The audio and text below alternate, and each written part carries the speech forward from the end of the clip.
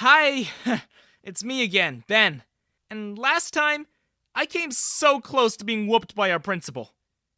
Yeah, he still hasn't found out yet that all three of his daughters are crushing on me. Hard. And also that I'm dating them. But our town was small and our school was even smaller. All it would take was for one person to catch us and talk. And so I asked the girls to tone it down on the public displays of attention when we were out. They didn't like that at first, but when I explained that I didn't want their dad to bust into my room and beat me to a pulp, they eventually agreed. I was stressed all the time. I was doing better in school because I was spending less time skipping classes. But all the schoolwork, the pressure to graduate on time, the fact that I was dating 3 different girls, and my fear of their father finally took its toll on me. One day, as I was having lunch with Toby and Phil, I just collapsed. Just passed out. Right there. And then on the table. They said I just conked out, and my face slammed onto the plate of hamburger helper that I hadn't even touched. I was in the infirmary when I woke up. And there they were. Sandy, Jill, and Maeve, all cuddled up with me on the infirmary bed. I was so on edge that I jumped out of bed as if I'd just found a massive cockroach crawling under the covers. What are you doing? I exclaimed. Shh, said Maeve. Come back to the bed, whined Sandy. The nurse said you need to rest. You're gonna hurt yourself, admonished Jill.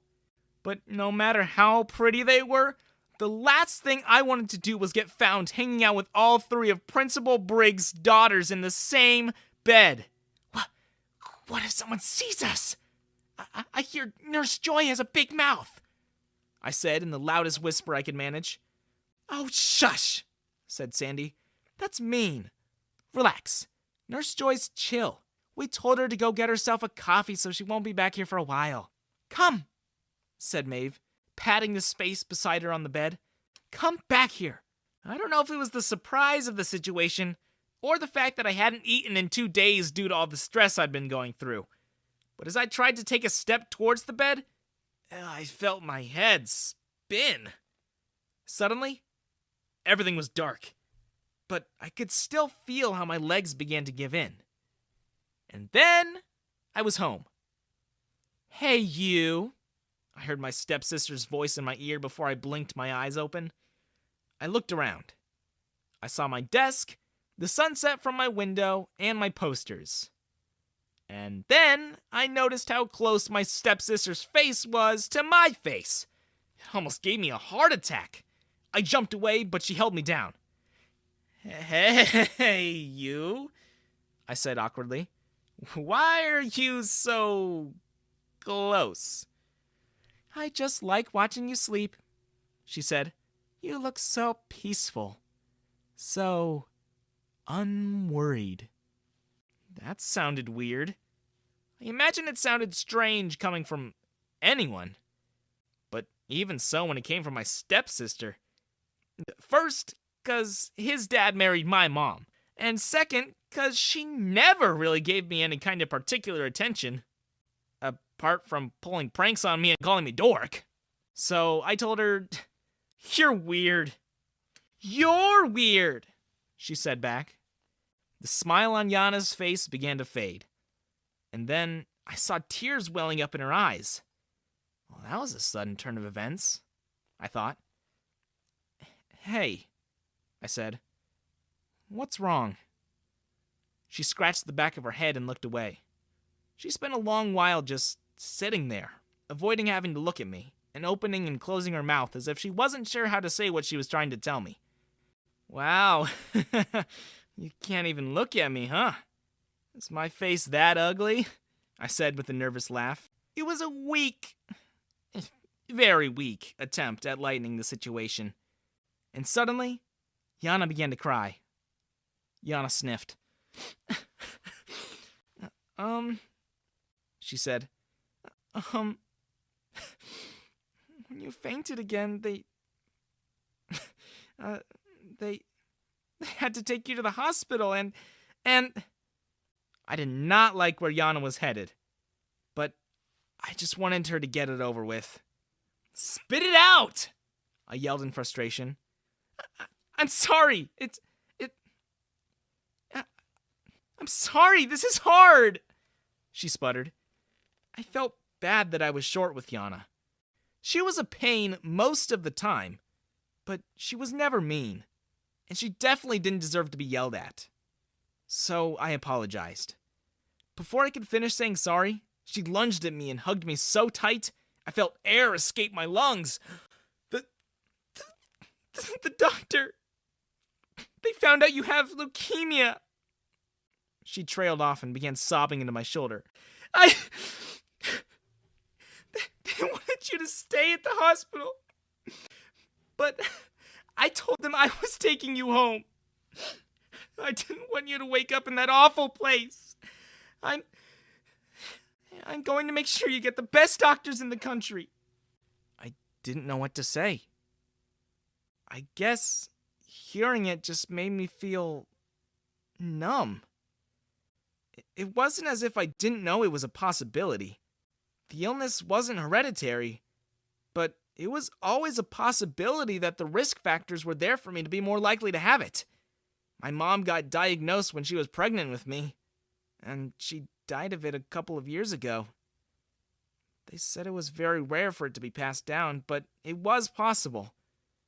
And it was also possible to inherit the genetic abnormalities that led to having leukemia. I guess I was just unlucky.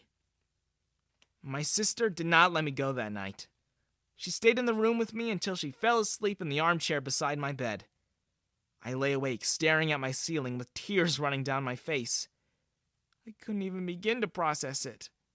That I might just go the same way Mom did. I must have eventually dozed off, because when I woke up, it was bright and sunny. My sister wasn't there anymore, but when I was about to pull myself up to get some breakfast, she burst into the room with a huge luggage in tow. "Oh, good. You're up. Help me pack," she said. I was still groggy, so I had no ability to question what she said or ask why. So, I did. A limousine picked us up, and she took me to a hangar not too far from our house. A chartered jet was waiting for us as we got out of the car. I still had no idea what was happening. Oh, and in case I forgot to mention, my stepsister's rich. As in, like, rich.